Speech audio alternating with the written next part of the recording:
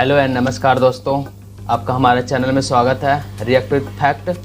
और मैं हाजिर हूँ एक नए वीडियो के साथ जो आधारित है पाकिस्तान में आजकल हलचल मच चुके हैं कि इंडिया का एक्सपोर्ट इतना क्यों बढ़ रहे हैं। इंडिया का एग्रीकल्चर एक्सपोर्ट हमसे भी ज़्यादा है, जबकि हम तो सिर्फ कृषि पे आधारित हैं, फिर भी हम कृषि में इंडिया से पीछे हैं। मतलब उनकी ये सोच है और उनको एक कहना है कि मतलब इंडिया का राइस में प्रोडक्शन 12% हुआ है और टोटल एग्रीकल्चर प्रोडक्शन 40% हुआ है, जो पूरा जीडीपी का 1979 मिलियन डॉलर है।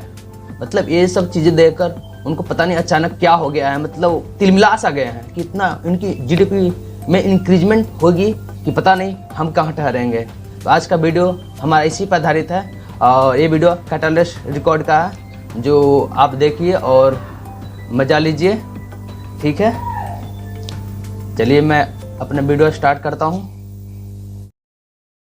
अस्सलाम वालेकुम viewers, this is your host Imran Ahmed and you are watching Catalyst Records. नाज़रीन, आज हम बात करेंगे एग्रीकल्चर के सेक्टर पर। आज पाकिस्तान और इंडिया का कंपैरिजन हम करने जा रहे हैं एग्रीकल्चर सेक्टर पर। अगर हम बात करें 2021 से लेकर जनवरी 2022 तक की, तो इंडिया का जो एग्रीकल्चर सेक्टर और प्रोसेस्ड फूड में जो एक्सपोर्ट हुई है वो हुई है 19,709 मिलियन डॉलर्स की।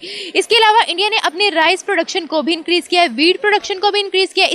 इसी तरह से इंडिया ने अपने एग्रीकल्चर के सेक्टर को बहुत ज़्यादा बूस्टअप कर लिया। अगर हम बात करें राइस की, तो 2021 से लेकर जनवरी 2022 तक 12% जो है इंक्रीज़ हुआ है राइस प्रोडक्शन में। और ये भी कहा जा रहा है कि इंडिया का जो टोटल एग्रीकल्चर एक्सपोर्ट हो रहा है उसमें 40% जो है एक्सपोर्ट राइस की शामिल है। आज इसी सिनेरियो के बारे में हम पाकिस्तानी अवाम का रिएक्शन रिकॉर्ड करेंगे और पाकिस्तानी अवाम से कहेंगे कि एग्रीकल्चर के सेक्टर में पाकिस्तान और इंडिया का कंपैरिजन वो कैसे करेंगे। तो चलिए मेरे साथ कनेक्ट रहें और देखते रहें कि क्या रिव्यूज़ देते हैं लोग। 2021 से लेकर जनवरी 2022 तक की बात करें तो इंडिया की एग्रीकल्चर एक्सपोर्ट्स जो है वो 19,709 मिलियन डॉलर्स की हुई हैं। आप इस बारे में क्या राय रखते हैं, क्या रीजंस लगती हैं आपको? Okay, let me give you an example first. I traveled in India from Jaipur to Lahore. Every part of India was very good set, beautiful field, lovely farmhouses. You enter Pakistan, it's like entering from America to Mexico. Desert, everything. People are lazy. People don't work very hard. You know, everybody wants to make money, but not doing anything. So my message is people should work hard. The culture should change, not just talk about it, but they should work. Everybody should work harder for their money, not accept free dues. Do you think that Indian people are very hardworking and active? Indian people are very hardworking and they are more honest than we are. If you don't work in India, you don't make money. In Pakistan, people want something free all the time. They want free. They want to criticize the government. They want to criticize this. They want to criticize that. ये बात तो सही है। ऐसे नहीं हम लोग कहते हैं सारे जहां से अच्छा हिंदुस्तान हमारा हमारा हमारा एक ऐसा देश है, एक इकलौता ऐसा देश है पूरा दुनिया का जहां पर 7 ऋतुएं होते हैं। यहाँ पे मतलब यहाँ पे ठंडा भी पड़ती है, गर्मी भी पड़ती है, बारिश भी होती है, पतझड़ के भी मौसम आते हैं। मतलब सारी क्लाइमेट हमारे यहाँ है, नदियों की भरमार है। मतलब हमारे देश सब चीज़ से परिपूर्ण है। हमारे देश में टैलेंट की भी कमी नहीं है। यहाँ डेजर्ट भी मिल जाएंगे, रिवर्स भी मिल जाएंगे, माउंटेन भी मिल जाएंगे, लैंड्स भी मिल जाएंगे, एग्रीकल्चर कल्टिवेटेड एरिया भी मिल जाएंगे। इसलिए ये बुजुर्ग जो हैं वो सही बता रहे हैं कि इंडिया में कोई चीज़ की कमी नहीं है और हम लोग आगे बढ़ेंगे क्योंकि हमारे यहाँ टैलेंट भी बहुत ज़्यादा है। हम ऐसे ऐसे जगह पर पहुँच चुके हैं, चाहे गूगल का सीईओ हो या ट्विटर का सीईओ हो या माइक्रोसॉफ्ट का सीईओ हो, IBM का सीईओ हो। मतलब कोई भी बड़े बड़े ऐसे जगह नहीं है जहाँ पर इंडियन पहुँचे नहीं है। ऐसी बात है। चलिए देख। But that's not the way forward. The way forward is hard work and honesty. Acha, do you think that these are the reasons that India is going faster? India is much faster than we are. They're far ahead. Even countries like Thailand, Philippines, they were far behind us. Even they are forward than we are. We are far behind everybody. And I don't know why. My personal reason is, it's the mullahs who keep us back. I think people should forget, more concentrate on work, ethics, and less religion should be personal. If they are Shia, they should pray what they want to pray. If you are Sunni, you should pray. But nobody should criticize each other. And they should concentrate on work and education. More important is education. Education is very important. People should educate their children. They should go abroad, more education. That's the way forward. लगता है कि education एक factor है कि India जो है हमसे आगे जा रहा है. इंडिया हमसे बहुत आगे जा रहा है. वो लोग मेहनत करते हैं and they are very progressive. They improve everything. In Pakistan, people destroy everything. Whatever we had, जब हमारे पास चीज़ें थी 47 में, उससे भी हम पीछे चले गए हैं. This is a problem. People don't want to work. तो करंट सिचुएशन है दोनों मुल्क. बात तो सही है. हमारा इंस्टीट्यूट भी बहुत अच्छे हैं, चाहे एग्रीकल्चर इंस्टीट्यूट हो या टेक्नोलॉजी, साइंस एंड टेक्नोलॉजी का इंस्टीट्यूट हो, इसमें भी हम बहुत आगे हैं. हाल ही में दुबई ने हमारा आईआईटी वहाँ पर ओपन करने की बात की है, जो इसका नाम उन्होंने रखने की बात की है आईआईटी दुबई. मतलब अब हमारे छात्र दुबई में भी पढ़ेंगे और दुबई का छात्र भी दुबई में ही आईआईटी करेंगे. मतलब हमारे एजुकेशन से इतने प्रभावित हो गए कि इंडियन इंस्टीट्यूट ऑफ टेक्नोलॉजी को दुबई में स्टार्ट करने की बात कर रहे हैं. तो दबदबा तो है. वो देख रहे हैं ना कि दुनिया की हर बड़े बड़े पोस्ट हो, चाहे अमेरिका का उपराष्ट्रपति क्यों ना हो या कनाडा का एक्सटर्नल मिनिस्टर क्यों ना हो, मतलब हमारा पोस्ट, हमारा पद, हमारा रुतबा हर जगह फैला है. मुल्कों की आपके सामने ही है जो हालात हैं, इकोनॉमी जीडीपी वाइज अगर देखें और ग्रोथ को अगर हम माइंड में रखें, तो आपको क्या लगता है, does Pakistan and India comparison make sense? I think Pakistan is no comparison to India. India is far, far ahead in everything, in every field, in education. You go to India, everyone can speak English. In Pakistan, you go to university, professor can't speak English. Something is lacking in Pakistan. I don't know what is that. Only, education will have more education. तो ये कि international level पे जो इनकी embassies है India की, वो ज़्यादा एक्टिव काम कर रही हैं बजाय कि पाकिस्तान की. क्योंकि पाकिस्तान वाले जो है जितनी भी, जिस तरह अगर लाइक एग्रीकल्चर के हिसाब से कनाडा बड़ा मुल्क है, अमेरिका बड़ा मुल्क है, यूक्रेन बड़ा मुल्क है, तो ये एक्सपोज होती हैं पूरी दुनिया में. तो एक्सपोज जो होती हैं उसमें अब हमारी नुमाइंदगी कितनी है, ना होने के बराबर है. हम मैक्सिमम दुबई तक चले जाएंगे, मैक्सिमम गल्फ़ स्टेट तक चले जाएंगे, हमारे आगे जा ही नहीं रही चीज़ों की. तो इस वजह से ना ये इश्यूज़ है. इसलिए हम इतना ज़्यादा मार्केट में शेयर नहीं ले सकते.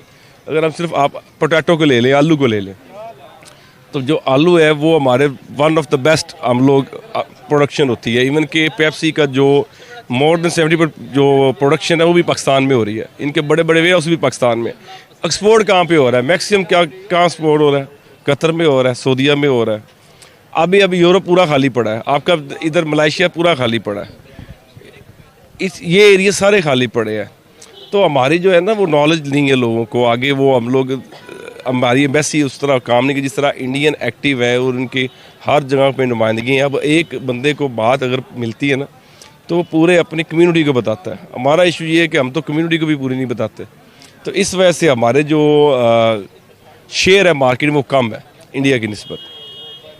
अच्छा, मुझे ये बताएं कि एक तहकीक के मुताबिक पता लगा है कि उनकी 40% एग्रीकल्चर एक्सपोर्ट जो है वो राइस पर होती है. हर साल जो है 12% जो है उनका राइस में जो है वो अपनी ग्रोथ शो करते हैं 12%. ठीक है, मुझे ये बताएं कि बैकबोन जो है पाकिस्तान की एग्रीकल्चर है, फिर क्यों हम उस तरीके से आगे नहीं बढ़ रहे जिस तरीके से इंडिया बढ़ा? इसका सबसे बड़ा इशू है ब्रांडिंग. इंडिया ने तकरीबन मैक्सिमम मालिक में ना अपने ब्रांड जो हैं वो रजिस्टर करवाए हुए हैं. जिस तरह मेरा एक्सपीरियंस गल्फ़ का भी है, यूरोप का भी है, तो मैंने उनके देखे वहाँ पे अब बासमती चावल है. तो ये पाकिस्तान ने भी केस उस पर लड़ा इंग्लैंड में. जिस तरह पाकिस्तान की 1.5 मिलियन पॉपुलेशन जो पाकिस्तानी वो इंग्लैंड में रहती है, यूरोप में बड़ी आबादी है पाकिस्तानियों की. तो ओवरऑल देखा जाए तो इसकी ब्रांडिंग का इशू है.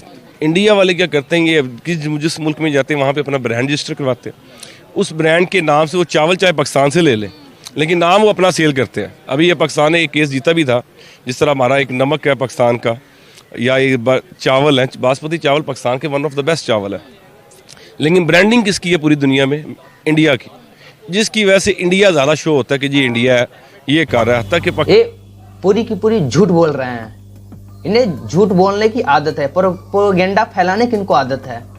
हाल ही में अफगानिस्तान में इन्होंने ट्रक भर कर चावल भेजे थे, गेहूं भेजे थे।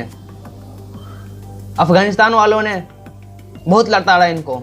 जब इंडिया की गेहूं गई यहाँ से, चावल नहीं गेहूं गई यहाँ से, तो उनकी जब क्वालिटी पता चला कि इंडिया की गेहूं की क्वालिटी कितनी अच्छी है, उसके बाद उन्होंने खूब लताड़ा पाकिस्तान वालों को कि आपकी गेहूं की क्वालिटी इतनी लो है, अब आप ब्रांडिंग की बात कर रहे हो। मतलब कैसी बात? मतलब झूठ बोलने का भी कोई सीमा होता है। हम तो नहीं कर रहे हैं, आपको तो पाकिस्तान वाले कर रहे हैं कि आपकी गेहूं की क्वालिटी काफी लो है। हमारा आज ऐसा है कि मतलब अभी हमारा गेहूं का प्रोडक्शन हुआ भी नहीं है, खेत में फसल अभी है, उसके बाद भी 5 लाख टन का ऑर्डर आ चुका है इंडिया को। इसकी वजह यह है कि यूक्रेन और रसिया में अभी वार चल रहे हैं, और यूक्रेन और रसिया पूरा दुनिया का 30% गेहूं का प्रोडक्शन करते हैं और सेल भी करते हैं, जिसकी वजह से जब वो दोनों देश वार में बिजी है, उसके बाद भारत को ऑर्डर आया जो 5 लाख टन गेहूं सेल होने की बात चल रही है।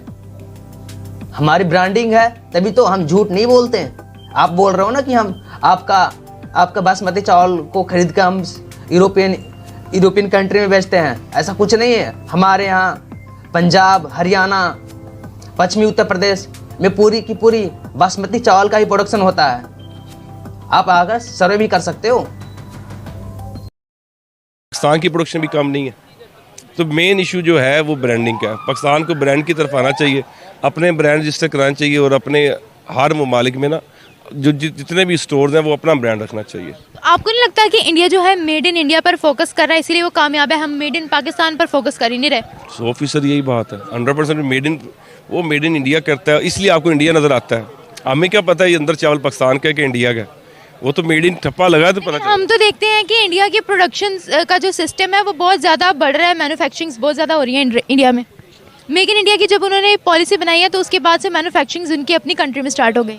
आपने इस चीज़ को देखा कभी कि जो लैंड होती है हमारे, क्या गरीब किसान जो है, जो 5 एकड़ से नीचे वाला ज़मीन वो 70% है, जिनके पास 10 एकड़ से ऊपर है वो 20-30% होंगे मैक्सिमम।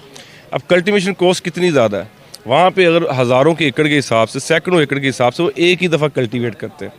जो उनकी भी एक मिसाल, तो एक ही उनका इक्विपमेंट लगा, एक ही दफ़ा वो चीज़ें लेकर आए। हमारे क्या होते हैं यहाँ पे पुराने तरीक़ेकार भी हैं, तरीक़ेकार का भी इशू है ना, तो वो जदीद मशीनरी यूज़ करते हैं, और हम लोग जो है वो अभी पुरानी मशीनरी में ही हैं, जिसकी वजह से हमारी कॉस्ट भी ज़्यादा हो रही है और कल्टीवेट जो एरिया वो भी कम है। पानी का भी बड़ा इशू है, नहरों में पानी उस तरह नहीं आ रहा जिस तरह पहले आता था, ट्यूबवेल चलते नहीं क्योंकि बिजली बड़ी महंगी है। अच्छा सर, मुझे ये बताएं, जिस तरीके से अब उनकी इकोनॉमी बढ़ रही है, जीडीपी उनकी बढ़ रही है, ठीक है, मुझे ये बताएं कि इसका क्रेडिट आप किसको देंगे? क्या उनकी गवर्नमेंट की पॉलिसीज अच्छी है या उनके लोग एक्टिव है? दोनों चीज़ें, गवर्नमेंट की पॉलिसीज भी और लोग भी। असल में ना मेरा इंटरनेशनल एक्सपीरियंस है, इसलिए थोड़ा सा मैं इस बारे में बात कर रहा हूँ कि वहाँ के लोग ना, एक तो उनका लैंग्वेज बैरियर जो है ना, पाकिस्तानियों का लैंग्वेज का इशू है। हम लोग मैक्सिमम क्या इंग्लिश बोल लेते हैं। वहाँ के मैंने चेक किया कि उनके वो जिस मुल्क में जाते हैं उसकी लैंग्वेज सीख कर जाते हैं, बात करते हैं उनसे। और एक तो लैंग्वेज बैरियर, दूसरा ये है कि इसे क्या कहते हैं, मतलब उनका जो है ना एक्सेंट वो भी इशू है, नॉलेज का भी इशू है। हमारे जो हमारे देखा जाए एग्रीकल्चर एक ही यूनिवर्सिटी है, फैसलाबाद यूनिवर्सिटी, उनके इंस्टीट्यूट है, हर जगह इंस्टीट्यूट है उनके। अगर आप देखें जाएंगे, पंजाब तो पाकिस्तान से बहुत छोटा है, लेकिन आगे इनका नागालैंड है, तमिलनाडु है, ये सारे इलाके सारे के सारे कल्टीवेट होते हैं। सवाए तिब्बत के पहाड़ों के इलाके नीचे सारी की सारी इनकी कल्टीवेट हो रही है। वीडियो यहाँ ख़त्म होता है, और मैं आपको बात बता दूँ कि ये सही बोल रहे हैं। हमारा कल्टीवेटेड एरिया भी ज़्यादा है, जिसकी वजह से प्रोडक्शन भी ज़्यादा होते हैं, और हमारे यहाँ इंस्टीट्यूट भी अच्छे हैं। मतलब हरित क्रांति भी हमारी इंस्टीट्यूट की वजह से ही आई थी, है ना। तो आज का वीडियो थोड़ा ज़्यादा लंबा होने की वजह से मैंने यहाँ पर स्किप कर दिया। और आपको यदि वीडियो मेरे अच्छे लगे हों तो मेरे चैनल को सब्सक्राइब ज़रूर कीजिएगा और लाइक एंड शेयर ज़रूर करें। और इसी तरह से हमारे चैनल पर प्यार बनाए रखें ताकि मैं फिर अगली वीडियो में नई कंटेंट के साथ हाजिर हूँ और आप लोग को अच्छे वीडियो पेश करूँ। Thank you.